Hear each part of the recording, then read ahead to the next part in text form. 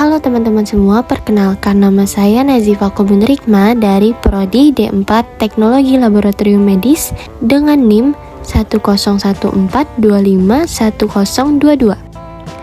Kali ini saya akan memaparkan pengertian Waste to Energy atau bisa kita sebut WTE, alasan urgensi program nasional PLTSA, teknologi yang digunakan, rencana implementasi di Indonesia, data kapasitas dan investasi, tantangan lingkungan, serta implikasi kebijakan dan hubungan dengan tujuan pembangunan berkelanjutan. Lalu selanjutnya di sini ada pengertian atau definisi WTE, Waste to Energy. Secara garis besar, WTE adalah serangkaian teknologi yang mengkonversi bahan sisa atau bisa disebut municipal solid waste menjadi listrik, gas atau panas. Pilihan teknologi bergantung pada komposisi sampah, kapasitas skala, dan standar lingkungan yang diterapkan. Kenapa sih Indonesia butuh WTE? Karena angka produksi sampah sangat besar, sekitar 35 juta ton per tahun, dan manajemen sampah yang belum optimal menyebabkan beban lingkungan. WTE menjadi salah satu opsi teknologi untuk mengurangi timbunan sampah sekaligus menambah pasokan listrik lokal. Selanjutnya di sini ada skema program nasional dan kebijakan pendukung. Pemerintah menetapkan pendekatan terpusat pembangunan PLTSA di 33 kota utama dengan dukungan kebijakan dan investasi publik melalui badan seperti Danantara. Ini dimaksudkan mempercepat realisasi proyek skala besar. Untuk rencana, implementasi, dan skala proyek, rencana nasional membagi proyek menjadi unit-unit kapasitas besar, 1.000 ton sampah per hari, yang masing-masing diperkirakan menghasilkan sekitar 15 MW listrik per unit. Skema ini memerlukan investasi besar sekitar 2-3 triliun rupiah per unit. Oleh sebab itu, keterlibatan investor besar dan dukungan sovereign fund menjadi kunci. Estimasi total pembiayaan dan target kapasitas. Skala program nasional besar, biaya keseluruhan diperkirakan puluhan triliun rupiah.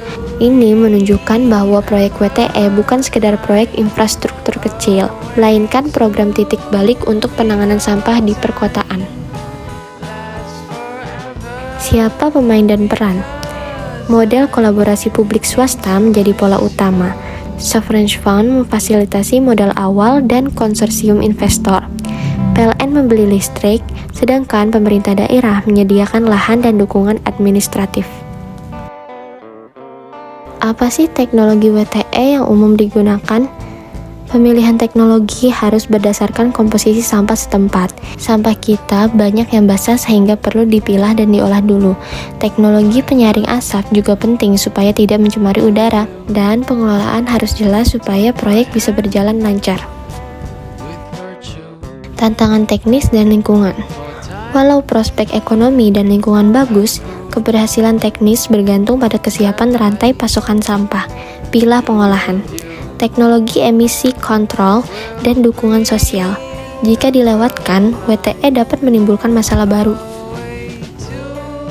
Saat ini, Jakarta menjadi prioritas karena volume sampahnya sangat besar. Pilot di beberapa titik dipilih agar model teknis dan finansial dapat diuji sebelum replikasi ke kota lain. Dampak potensial. Jika terkelola dengan baik, PLTSA berpotensi memasok listrik lokal dan mengurangi beban TPA, sekaligus membantu target energi terbarukan. Tetapi besaran manfaat bersifat kontekstual pada efisiensi dan praktik pengelolaan. Rekomendasi pelaksanaan.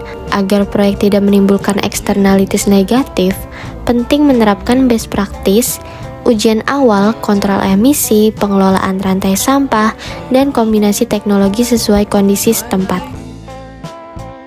Selain sisi teknis, WTE juga punya dimensi sosial etika. Bila dikelola adil, proyek ini sesuai dengan nilai-nilai Pancasila, menghasilkan manfaat untuk seluruh rakyat tanpa mengorbankan lingkungan maupun kelompok rentan. Secara ringkas, WTE berpotensi menawarkan solusi terintegrasi. Namun, keberhasilan bukan otomatis, perlu perencanaan matang, kontrol lingkungan ketat, dan kolaborasi publik swasta yang transparan agar manfaatnya maksimal bagi bangsa. Baik, terima kasih teman-teman sudah menyimak video pemaparan ini. Semoga materi yang saya sampaikan bisa bermanfaat.